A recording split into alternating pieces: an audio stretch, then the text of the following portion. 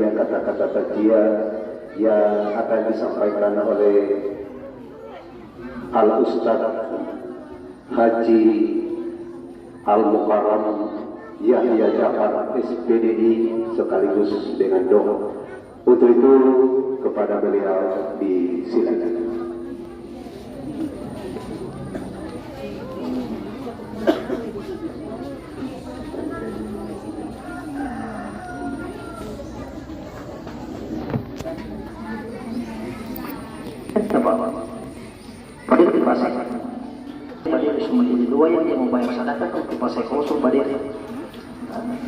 Bismillahirrahmanirrahim.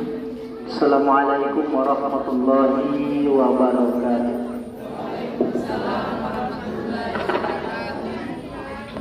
Bismillahirrahmanirrahim.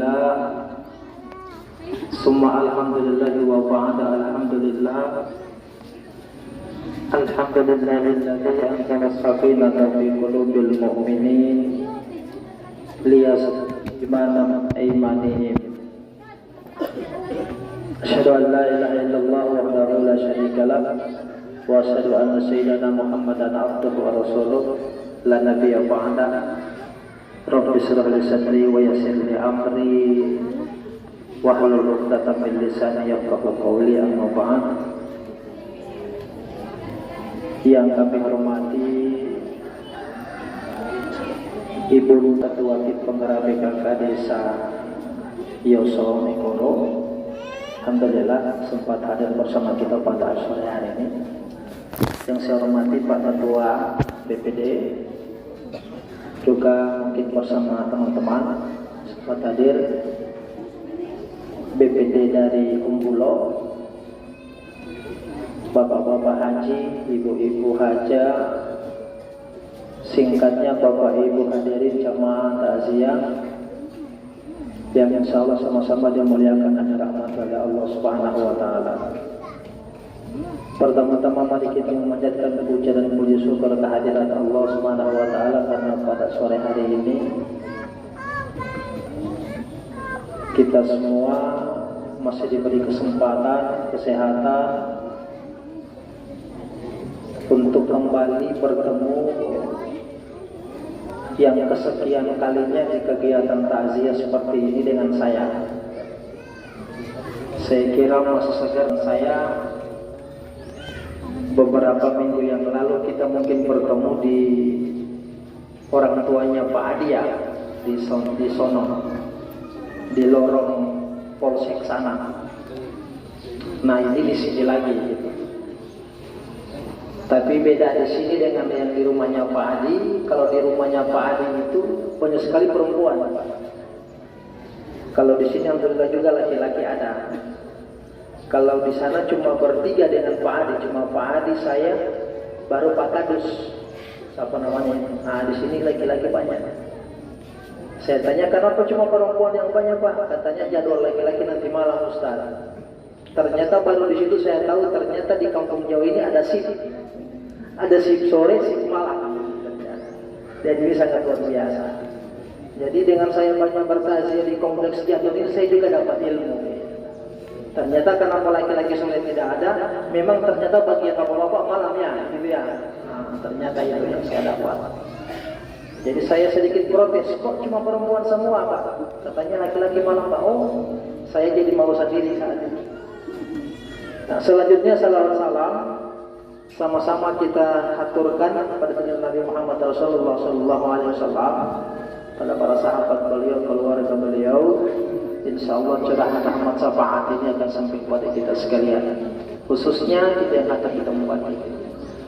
Ibu bapak yang saya hormati, saya mohon maaf sedikit terlambat karena memang undangan ke saya setengah 4. Kebetulan saya tadi ada rapat dengan teman-teman guru dan pengawas dari kantor, selesainya jam 3:15.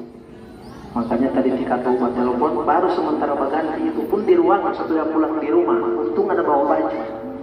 Kondisi ini cuma ganti casing dua sebenarnya, tidak. Sehingga saya mohon maaf atas keterlambatan ini. Berikut seperti biasanya sering saya sampaikan, Tidak usah lama-lama kita takziah. Bapak Ibu sudah sering dengan saya. Hanya saya kembali merefleksi saja apa yang sudah sering kita bicarakan di beberapa pertemuan-pertemuan sebelumnya. Gitu. Ibu Bapak, saya kira yang menjadi pijakan kita adalah bahwa kematian itu adalah sebuah peristiwa pasti.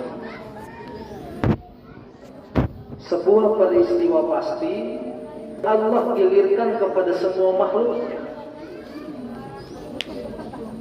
Siap tidak, bersedia tidak, ikhlas tidak.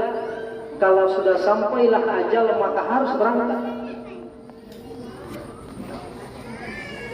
Kenapa? Itu adalah peristiwa pasti. Dan kita yang namanya manusia tidak bisa menghindar dari situ. Allah sudah tegaskan, aynama takunu yudrikumul maut walau kuntum fi burujil musayyadah. Kematian itu kapan saja akan menjemput kamu, kapan saja dan di mana saja. Walau kuntum fi burujil musayyadah, walaupun kamu bersembunyi di benteng yang paling kokoh, sekuat sekokoh apapun, kalau sudah tiba ajal, maka pasti kita akan dijemput. Makanya saya harap kepada pihak keluarga, jangan pernah berkeluh kesah ketika kita ketika kita dilanda musibah.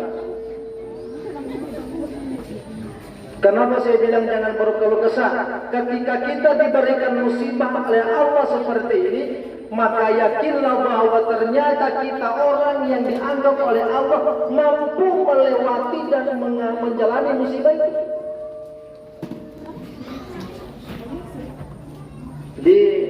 Ini peristiwa jadi kauleng dengan saya di Kutabahu itu. Suaminya sepupu dengan maitua. Baru kemarin malam 10 hari selesai meninggal. Malam 10 harinya kemarin malam. Tadi malam anaknya pergi apel di isimu menabrak orang meninggal di sini. Maka ini DP Om baru selesai Pak urus ke sana DP Papa, perlu sebab urus dengan DP anak almarhum tabrak orang meninggal dari mana?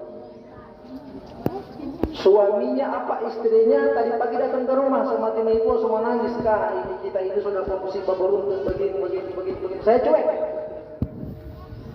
Katanya lagi yang meninggalkan banyak hutang ini. Hanya saya bilang ketika saya keluar dari kamar selesai mandi. Ini maitu besok semua nangis sama saya, kak pikir dulu kamar saya ini. Kenapa kata anak almarhum dapat tabrak orang tadi malam meninggal di taman, dapat tabrak di sini. Katanya di kompleks bundaran itu, saya tidak tahu di bundaran Habibie kah di bundaran sini. Apa saya bilang? Ketika musibah yang Allah berikan kepada kita beruntun seperti ini, maka berarti di mata Allah kita orang yang dianggap mampu untuk menjalani musibah ini. Jangan pernah berkeluh kesah, saya bilang. Tidak mungkin Allah itu memberikan sebuah beban, sebuah musibah, sebuah persoalan melewati batas kemampuan manusia untuk menjalani, untuk melewati musibah itu. Tidak mungkin. Sebab Allah sudah menakarnya, Allah sudah mengukurnya. La yukallifullahu nafsan illa wus'aha. Dan Allah itu tidak pernah memberikan beban kepada seseorang illa yang di setiap harinya berpikir akhirat. Aktivitas kesehariannya adalah aktivitas akhirat. Pada malam hari dia berpikir akhirat, mimpi tidurnya pun dia bermimpi tentang akhirat, dan sampai besok pun dia akan memperlakukan tentang persoalan akhirat. Kenapa? Logika berpikir sederhana apa? Wonu itu mau kutu dunia. Kita berbuat hal-hal yang bersifat keduniaan, jangan pernah berpikir akhirat ikut Pak. Ibu. Oh. Jadi kalau kita berbuat jahat, jangan pernah berpikir ini perbuatan baik akan ikut. Sama dengan orang menanam padi ini Pak. Kan kita ini kan semua kan petani. Termasuk saya Allah, biar saya pegawai tetap ada bekerja sawah. Kalau kita menanam rumput, jangan pernah berharap padi itu ikut tumbuh. Gitu kan? Tapi kalau kita menanam padi, maka yakini bahwa rumput pasti ikut tumbuh. Begitu juga ini kehidupan. Tapi kalau kita berpikir akhirat, maka yakin dan percaya bahwa dunia pasti akan ikut bersamanya. Maka jadikan akhirat sebagai alat ukur kehidupan keseharian. Kenapa? Karena ini dunia bersifat fana. Walal akhiratu khairul laka minal ula. Sesungguhnya kehidupan akhirat itu lebih baik daripada kehidupan dunia. Maka kalau begitu berarti dia lugu orang yang kekal di dunia ini. Tidak ada. Kita ini sebetulnya hanya proses menunggu giliran. Sebetulnya ibu bapak, hanya proses menunggu giliran. Kapan giliran kita? Ya sudah, menunggu saja. Yang jelas Allah sudah tulis di Lauhil Mahfuz kapan kita akan meninggal. Hanya memang ini yang sengaja Allah rahasiakan agar selalu kita bersiap diri, waspada diri, berbuat hal-hal yang baik. Karena berbuat baik itu bukan hanya sebatas anjuran, tapi itu perintah. Sekali lagi saya tegaskan, berbuat baik itu bukan sekedar anjuran, tapi itu perintah agama. Al-Quran sudah menegaskannya. Makanya saya berharap sekali lagi, karena ini kematian adalah sebuah peristiwa yang pasti, maka kata Bang Nabi, waspadalah. Cara waspada bagaimana? Lakukan hal-hal yang kita anggap baik, yang bermanfaat bagi kita dan bermanfaat juga bagi orang lain.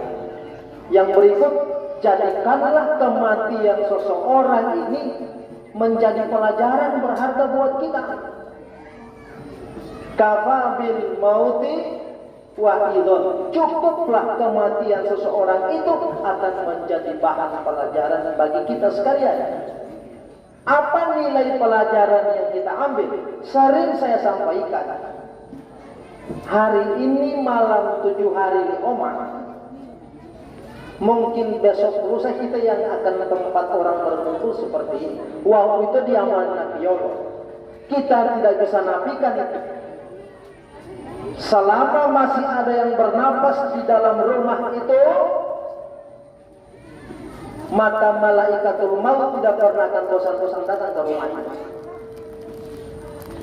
Asal dong dulu tak ilai lawan belum benepo itu, tidak pernah akan bosan malikil maut datang ke rumah itu.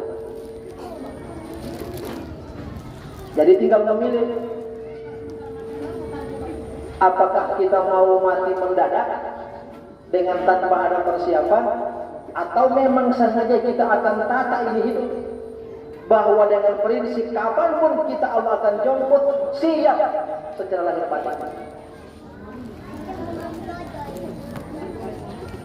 Tapi saya yakin dan percaya, yang hadir semua ini siap mati kan? Siap mati ibu-ibu toh? Bayangkan Pak, belang mati ragu-ragu ke Jawa. Entahlah kita siap mati. Ragu-ragu ke Jawa. Kenapa? Karena memang kita belum siap sebetulnya. Secara pria, secara batinnya pun bahwa ketika kita jawab sosialnya belum besar. Nah, kalau dengan kondisi begini ibu bapak, berarti kita sudah mulai merefleksi diri. Seberapa ini usia? Kalau saya sudah 41 lebih, hampir 42. Saya pikir-pikir di usia yang sudah masuk ke 42 ini, kalau kita mau takar, kita mau bagi ini berapa persen untuk akhirat, berapa persen untuk dunia, kira-kira baru 1/3 untuk urusan akhirat Pak. Saya saja mengukur kira-kira baru 1/3 untuk urusan dunia, untuk akhirat, 2/3 masih lebih banyak urusan dunia. Dan saya kira perlu untuk kita lakukan muhasabah diri agar menjadi motivasi kita, menjadi sebuah dorongan kita bahwa ternyata hidup ini perlu diperbaiki, bahwa kematian ini perlu dipersiapkan. Ini mati tidak perlu diingat-ingat. Ini mati tidak perlu takut. Orang beriman itu tidak perlu takut mati. Orang beriman itu tidak perlu cari mati. Ini mati biar tidak mau cari, mau datang sendiri. Kan sering saya bilang, sudah pernah saya bilang di Yosunegoro ini, prinsip hidup saya apa? Saya wanu tihu-tihuno di anda-anda depate. Itu rumus Pak. Rumus pribadi saya. Wanu na pasti wanu hepate. Makanya ketika turun jangan pernah lupa Bismillahirrahmanirrahim. Kenapa? Wanu hepate ibu Bapak. Maka jangan pernah berpikir bahwa saya selalu bilang sama orang tua, ketika saya turun rumah jangan pernah berharap kembali Pak. Kenapa? Lolo hebat ini. Ulah kapate. Jadi buti ke kantor, itu kantor desa, hipotekia, hipokarja itu lalu. Itu hanya aktivitas menunggu kematian. Kenapa Allah ciptakan kesibukan agar kita tidak bosan menunggu mati? Maka Allah ciptakan profesi, ada yang di kantor, ada yang di sawah, ada yang di kebun. Coba ibu bayangkan kalau setiap hari hanya duduk menunggu kapan mati, duduk saja, habis duduk makan, tidur, duduk, makan, tidur, duduk, pasti bosan. Maka aktivitas dan berbagai macam profesi yang kita geluti sebenarnya hanya skenario Allah agar kita tidak bosan menunggu mati. Karena orang pas status dia pekerjaan yang membosankan adalah menunggu. Maka agar kita tidak bosan menunggu, Allah ciptakan aktivitas. Di pasek di kantor, saya di sekolah. Ada ibu-ibu yang di pasar, ada yang urusan rumah tangga. Begitu. Kenapa? Yang memang watak dan ciri khas manusia itu adalah cepat bosan. Begitu juga ini takziah. Orang cepat bosan. Bisa dikering saya semua brand. Tidak lama. Orang bosan Pak. Kan saya suruh bilang kan saya testimoni. Orang lebih enjoy dengar orjet dengar takziah. Sering saya bilang ya beliau, saya tidak mau ulang-ulang, tapi itu testimoni pribadi saya. Saya pernah bulan lalu takziah di Kecamatan Asparaga, Desa Mohiono. Saya 20 menit ceramah. 20 menit saya takziah, 5 menit pembukaan, 10 menit, 5 menit penutup doa. Selesai. Mohiono dia undang malam, pulang ke sendiri. Saya bilang saya tidak mau lama-lama. Kenapa tidak lama-lama? Ayah bilang, kenapa tidak lama Ustaz? Ayah jauh dari Mohiono ke Utabo ayah. Saya jalan sendiri. Yang kedua biar saya juga mau lama-lama amplop setelem. Pasek tidak betul pasek. Kalau saya nanti pasek ini sebab tahu. Jadi memang ketika orang agama ini bicara agama orang bosan. 1 minggu lalu saya didatangi oleh Birman. Kebetulan di depan rumah saya itu ada musola kecil. Apa dia bilang? Pak Guru, boleh itu mau azan subuh tidak mau pakai mic? 1 minggu lalu. Azan subuh dia tidak suruh pakai mic. Dia bilang kalau kebetulan Pak Guru mau obati hebat. Boleh tidak pakai mic itu kalau azan subuh? Dia protes saya mau azan subuh. Saya bilang boleh. Saya bilang boleh. Saya tidak mau azan di mic itu subuh. Yang penting ngoni datang kamari masjid setiap subuh. Biar lohor asar maghrib isya tidak. Saya kasih bonus itu apa? Tapi yang penting subuh datang kamari sholat. Dia bilang setengah mati Pak Guru. Saya bilang dia adalah hebat automatik tinggalnya anak weh. Hebat automatik dia mau nawai apalagi yang hebat mau dia pakai main. Saya bilang saya berani saya jamin saya akan hentikan saya azan subuh di baik dengan catatan mana harus datang kamar subuh. Biar mau Isya maghrib lohor asar tidak tapi subuh datang kamar. Pak Guru. Ibu bapak bersyukur ketika ibu bapak bangunkan di waktu subuh lalu kemudian melaksanakan subuh. Kenapa? Sekian miliar manusia di atas dunia hanya ibu bapak yang Allah bangunkan di waktu subuh. Dan bapak ibulah orang-orang istimewa, teristimewa dari yang istimewa. Karena tidak semua orang Allah beri hidayah untuk bisa bangun di waktu subuh. Karena memang bangun subuh itu ujian yang paling berat itu. Apalagi yang perlu dihuidaa lapatamu po may setengah 5 mangilolo ilbo mo ugo yang nama tarik selimut nanti jadi subuh nanti jam 5 mampul itu jam 5 sedikit lagi mah nanti jam 5 lewat 5 jo sampai jam 6 jalur subuh. Maka ibu bapak bersyukurlah ketika Allah bangunkan di waktu subuh. Betapa banyak orang yang Allah tidak bangunkan. Padahal ibu bapak ketika bangun subuh dan melaksanakan subuh, maka ibu bapak adalah orang-orang teristimewa dari hamba-hamba Allah yang istimewa. Bahkan Imam Ahmad mengatakan mobil mewah yang terparkir di garasi orang kaya itu, tapi tuannya terlelap tidur di waktu subuh, lebih berharga sandal jepit harga 10.000 sandalnya orang miskin, tapi terparkir di tangga masjid waktu subuh. Saking begitu Imam Ahmad membandingkan orang subuh dengan orang yang tidak subuh. Lebih berharga sandal jepit orang miskin harga 10.000 terparkir di masjid waktu subuh daripada mobil mewah terparkir di garasi dan tuannya waktu subuh. Saking pentingnya subuh, saking istimewanya subuh. Memang berolahraga, tapi sangat berat untuk melaksanakan. Oleh sebab itu sekali lagi kuncinya, kata kunci saya ingin sampaikan, jangan pernah mengeluh dengan musibah yang Allah beri terhadap kita. Karena sesungguhnya ketika kita diberikan musibah oleh Allah, saya ulang, berarti kita hamba yang Allah anggap mampu untuk menjalani musibah itu. Jadi gitu ibu bapak, apapun model musibah ini, syukuri. Bukan hanya keburukan yang musibah, tapi kebaikan pun musibah. Kadang protes, Ustaz, itu kenapa orang tidak pernah sembahyang tapi DP harta banyak, padahal dia tidak pernah sholat. Orang ini so pagi siang malam halang hidup tetap begini. Ibu bapak, bukan cuma yang begitu ujian, kebaikan pun ujian.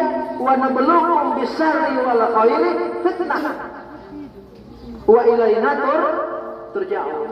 Sesungguhnya kebaikan dan keburukan itu adalah ujian. Wa ilaina turja'un, dan semua akan kembali kepada Allah.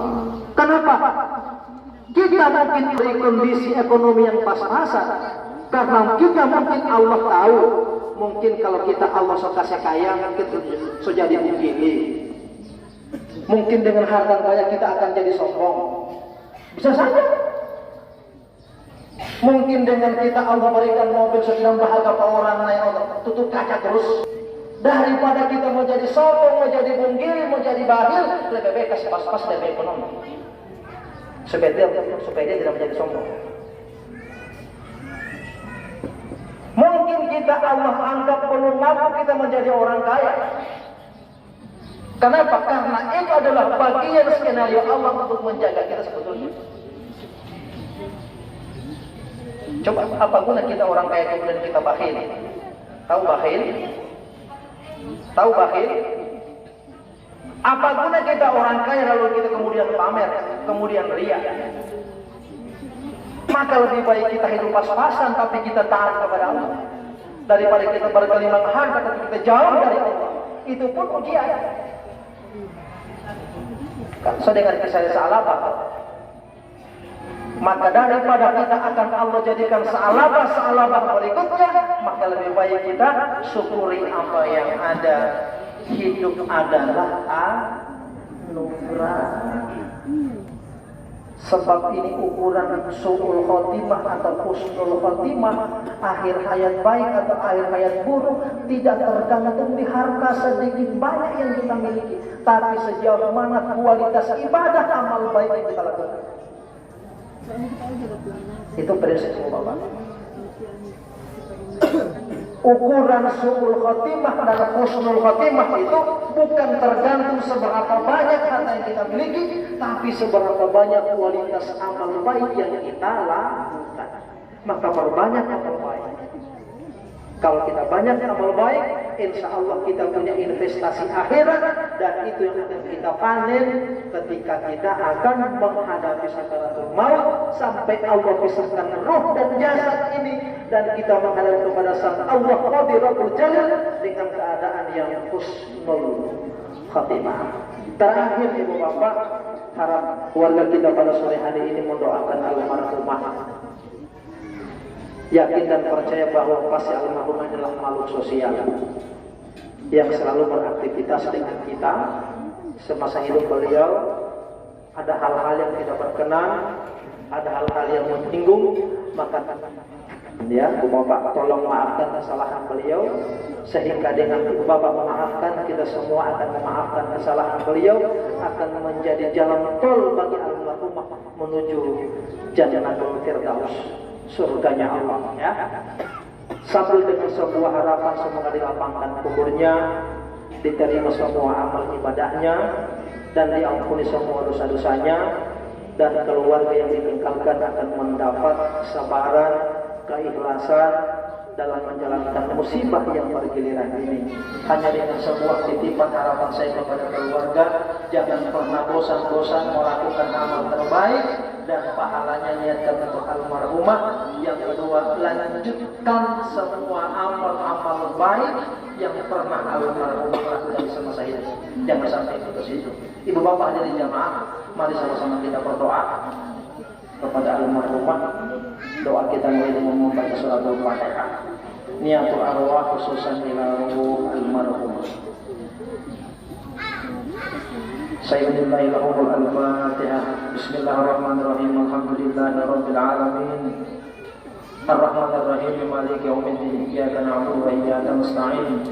Ihdinas siratal mustaqim. Siratal ladzina an'amta 'alaihim ghairil maghdubi 'alaihim waladdallin.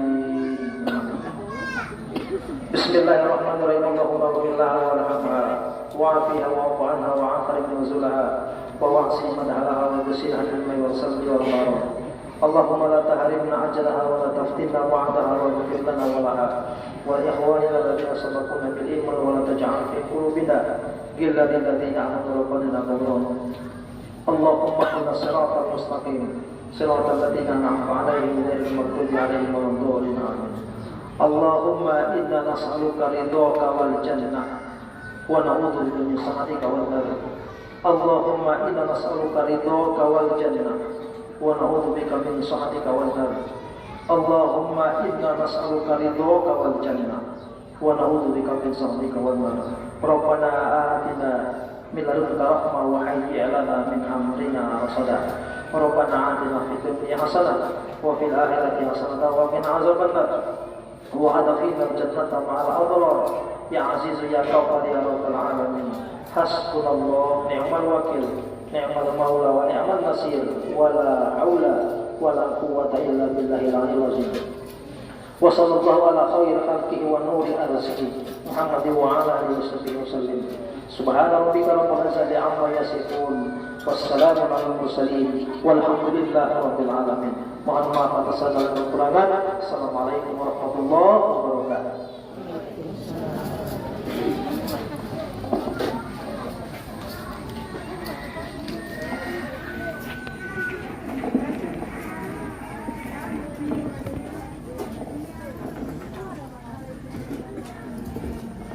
Bapak Ibu jamaah tajiyah yang dirahmati Allah, itulah kata-kata tajiyah yang telah disampaikan oleh Al-Ustaz Al-Mukarram Haji Yahya Jafar SPDI dan sekaligus doa. Sekali lagi insyaallah apa yang disampaikan oleh beliau menjadi perhatian bagi kita yang mana kita masih menikmati hidup dan menjalankan kehidupan kita di atas dunia ini. Kepada beliau sama-sama kita ucapkan banyak-banyak terima kasih. Bapak Ibu jamaah takziah yang dirahmati Allah, acara selanjutnya yakni acara Ramadhan. Untuk itu oleh keluarga menyiapkan hidangan ala kadarnya yang telah disiapkan oleh keluarga. Untuk itu kepada Bapak dan Ibu hadirin tamu undangan disilakan untuk menikmati hidangan ala kadar yang telah disiapkan oleh keluarga, dan apabila terdapat hal-hal yang kurang berkenaan atas nama keluarga memohonkan maaf yang sedalam-dalamnya.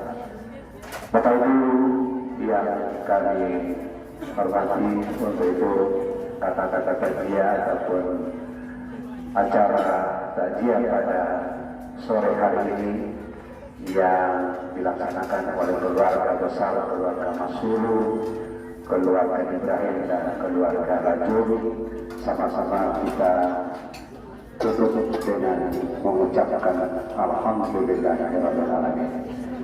Dan acara selanjutnya yakni acara Ramadan. Untuk itu disilakan kepada Bapak dan Ibu untuk menikmati hidangan ala kadar yang telah disiapkan oleh keluarga. Terima kasih. Wassalamualaikum warahmatullahi wabarakatuh.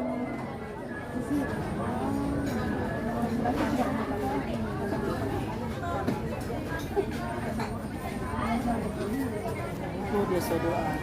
Tidak.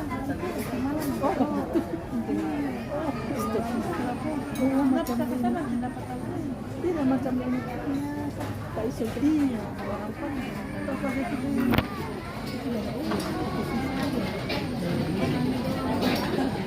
Kambing